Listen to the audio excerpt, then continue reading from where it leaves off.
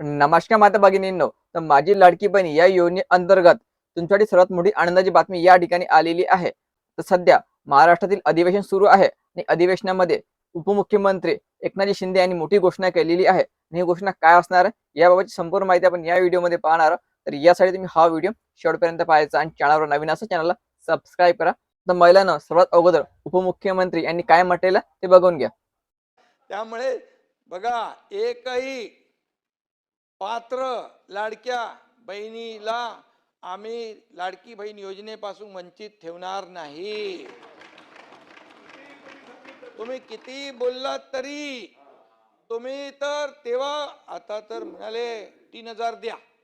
अरे आम्ही जेव्हा 1500 रुपये दिले बंटी भाऊ, तेव्हा कोर्टात गेले बंद पाडायला.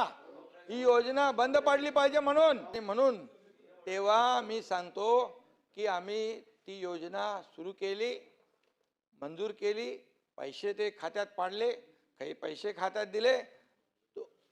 विरोधी पक्षाने तेव्हा आचारसंहितेत कसे पैसे बंद होतील तोही प्रयत्न केला, पण आम्ही आचारसंहितेच्या अगोदर 2 महिन्याचे पैसे दिले खात्यामध्ये.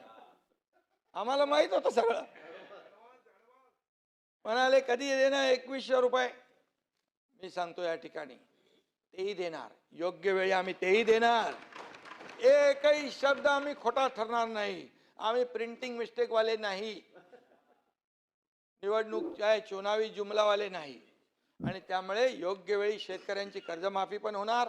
त्यासाठी कमिटी नेमलेली आहे, परदेशी कमिटी आहे.